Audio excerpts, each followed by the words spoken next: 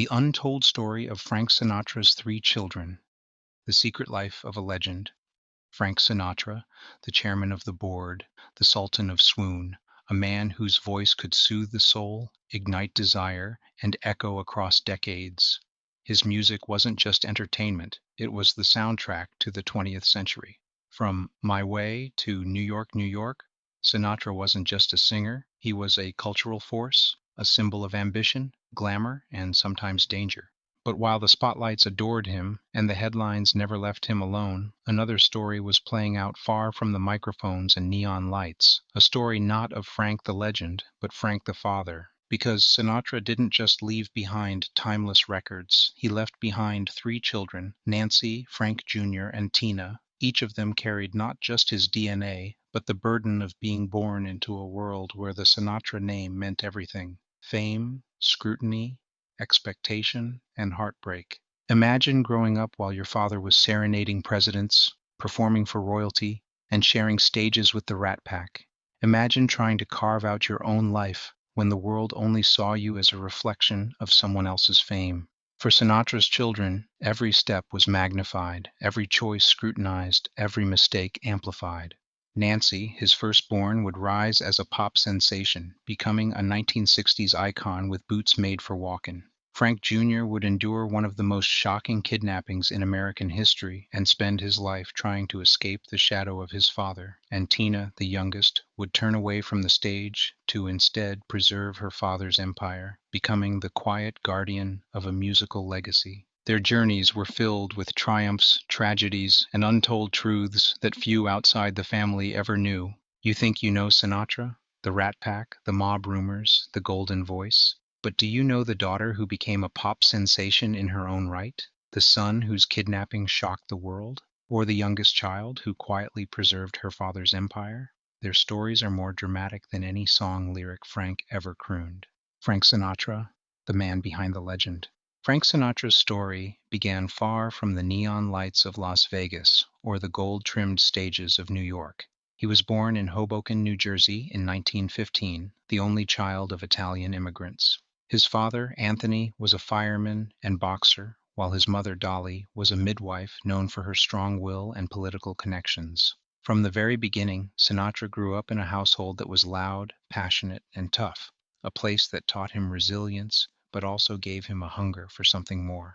As a boy, Sinatra was enchanted by the sound of Bing Crosby's smooth baritone on the radio. He wanted that life, not a steady job at the docks or the firehouse, but the glamorous, untouchable life of a star.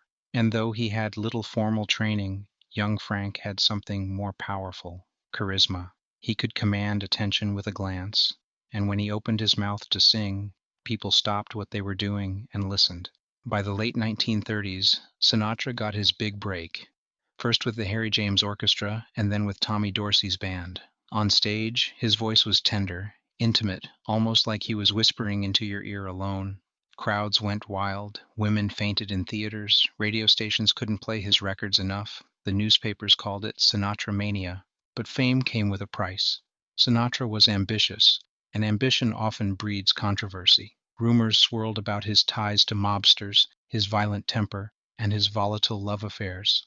His first marriage to childhood sweetheart Nancy Barbato collapsed under the weight of his infidelity. His fiery romance with Ava Gardner burned hot, made headlines daily, and ended in heartbreak. Still, Sinatra always returned to one truth: he was a family man at heart. No matter how chaotic his career became, he always circled back to his children. Nancy, Frank Jr., and Tina were his anchor, though at times they also felt the sting of being overshadowed by a man the entire world seemed to claim as their own. By the 1950s and 60s, Sinatra had reinvented himself from teen idol to sophisticated crooner. His albums with Capitol Records, like In the Wee Small Hours and Songs for Swingin' Lovers, defined the era. Then came the Rat Pack years, Sinatra at the Sands with Dean Martin and Sammy Davis Jr., a blur of tuxedos, laughter, and late-night mischief in Las Vegas. To the outside world, Frank Sinatra was invincible. He had the ear of presidents like John F. Kennedy, the respect of Hollywood, and the devotion of millions of fans. But behind closed doors, his children saw another man, vulnerable, passionate, often absent, sometimes tender, sometimes terrifying. Frank's fame was both a gift and a curse to his kids. They had access to a world of luxury, but they also grew up in the glare of constant judgment. What did it mean to be the child of the greatest singer alive? For Nancy, Frank Jr., and Tina, it meant their lives would never be ordinary. And for Frank, it meant that every decision he made, every triumph and every scandal, would ripple through the lives of his children forever. As the years passed, Sinatra's career reached legendary heights, but for his kids, their own stories were just beginning. And it was Nancy, his firstborn, who would step out of the shadows first. Nancy Sinatra, the trailblazing daughter. Nancy Sinatra was born in 1940 at the very moment her father's star was beginning to rise. While other children grew up with lullabies and bedtime stories, Nancy's lullabies were the rehearsals of a man who would soon be known as The Voice. Her father's booming charisma filled every room, and his sudden fame meant her childhood was anything but ordinary. But being Frank Sinatra's daughter wasn't always a blessing. From the start, Nancy lived under the weight of comparisons. Classmates whispered about her famous dad, the press kept a constant watch, and Hollywood insiders assumed her path would be handed to her. Yet Nancy knew early on that privilege could open doors, but it couldn't keep them open. When she pursued a career in music in the early 1960s, she faced disappointment. Her early singles with Reprise Records, the label her father himself founded, failed to gain traction. Many critics dismissed her as Frank's little girl playing at being a singer. Some even mocked her for lacking her father's natural charm. The pressure to succeed wasn't just professional, it was personal. Could Nancy prove to the world and to herself that she was more than her last name? Her turning point came in 1966 when she was paired with songwriter-producer Lee Hazelwood. Hazelwood saw something in Nancy others had overlooked, a smoky, sultry edge to her voice and a boldness in her style. Together, they crafted These Boots Are Made for Walkin'.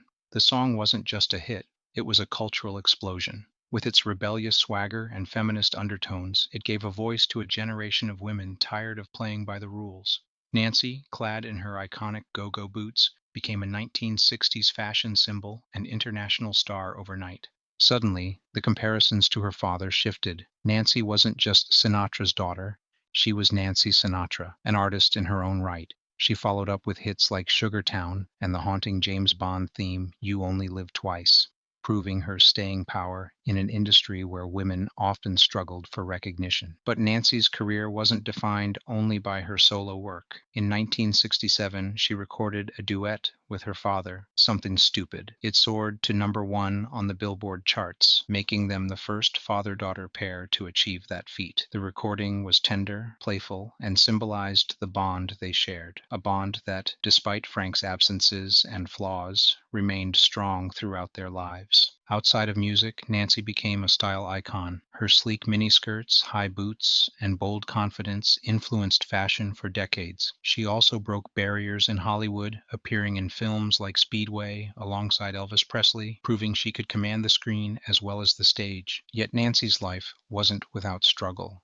The constant media attention took a toll. She was often asked about her father more than her own work, and her marriages, including her brief union with teen idol Tommy Sands, were subject to public scrutiny. Through it all, Nancy remained resilient, refusing to let personal setbacks define her career. Later in life, she became a fierce advocate for U.S. troops, especially Vietnam veterans. She recorded songs to boost morale, performed for soldiers, and donated royalties to veteran organizations. Her activism showed a depth and compassion that extended far beyond the stage lights. Nancy once admitted that carrying the Sinatra name was both a gift and a burden. It opened doors, she said, but it also made me work twice as hard to prove I belonged in the room. And prove herself she did. Her boots may have been made for walkin', but Nancy Sinatra carved out her own unforgettable path, one that stood shoulder to shoulder with her father's legacy. But while Nancy dazzled in go-go boots and chart-topping hits, her brother Frank Jr. faced a far darker, more dangerous path, one that would make headlines around the world. Frank Sinatra Jr., the burdened heir. Frank Sinatra Jr., born in 1944, inherited not just his father's name, but his voice, his look, and the crushing weight of expectations. From the beginning, the public assumed he would step directly into his father's shoes. But how could anyone truly live up to Frank Sinatra? Frank Jr. tried. He pursued music, conducting orchestras and singing standards. His voice was smooth, polished, undeniably Sinatra, but critics often dismissed him as an imitator, a shadow of his father. What the world didn't understand was that Frank Jr. never wanted to be a carbon copy. He wanted to preserve the great American songbook and keep big band music alive. Then came the night that changed everything. December 8, 1963, Frank Jr., just 19 years old, was kidnapped from a Lake Tahoe hotel room by three armed men. The nation was stunned. The FBI scrambled. Frank Sinatra Sr., frantic, reportedly kept a roll of dimes in his pocket for payphone calls as he negotiated with the kidnappers. Eventually, after his father paid a ransom of $240,000, Frank Jr. was released unharmed. The ordeal made headlines worldwide and left scars that Frank Jr. carried for life. Many felt he never fully stepped out of the shadow of being the kidnapped Sinatra boy. Still, Frank Jr. pressed on. He became his father's musical director and conductor, ensuring that Frank Sr.'s legendary concerts were as tight and polished as possible. In later years, he toured the world with his own act, keeping traditional pop alive long after it had faded from mainstream radio. Tragically, Frank Jr. died in 2016 of a heart attack at age 72, just as he was preparing to perform in Florida. His passing marked the end of a complicated but devoted journey, a life forever tied to his father's. And yet, while Nancy chased fame and Frank Jr. bore the family's burdens, the youngest Sinatra child chose a different path entirely. Tina Sinatra, the guardian of the legacy. Born in 1948, Tina Sinatra was the quietest of the three siblings. Unlike Nancy, she didn't crave the spotlight. Unlike Frank Jr., she didn't pursue a career as a performer.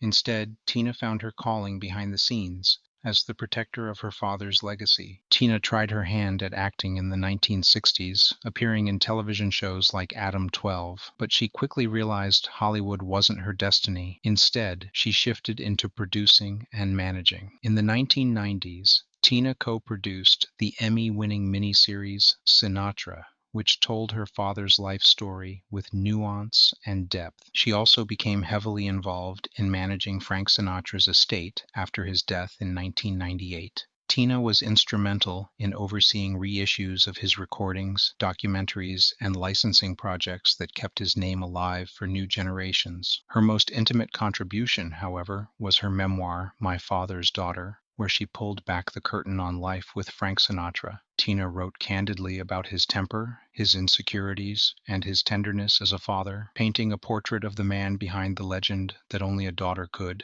Unlike her siblings, Tina embraced a quieter existence, dedicating her life not to fame, but to stewardship. She ensured that when people hear the name Frank Sinatra today, they don't just remember the icon, they remember the man. 3 children, 3 very different lives. Nancy, the daughter who put on her boots and marched straight into pop culture history. Frank Jr., the son who carried both the Sinatra name and its burdens, enduring tragedy but devoting his life to music. And Tina, the quiet custodian of a legacy too vast for one lifetime. Together, they represent more than just Sinatra's kids. They are living proof that behind every icon lies a family story, filled with triumph, struggle, and sacrifice. They were born into a name that could open any door, but also cast a shadow so long that it was nearly impossible to step out of.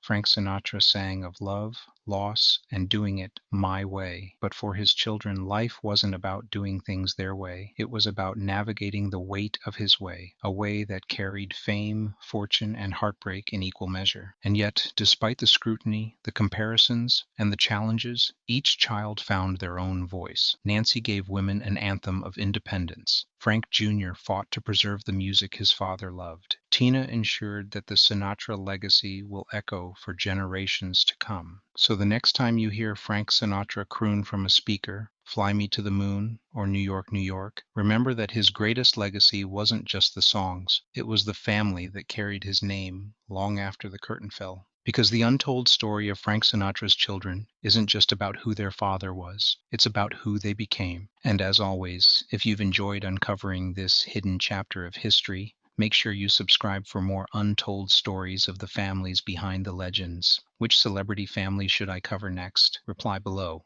Your suggestion could inspire the next episode.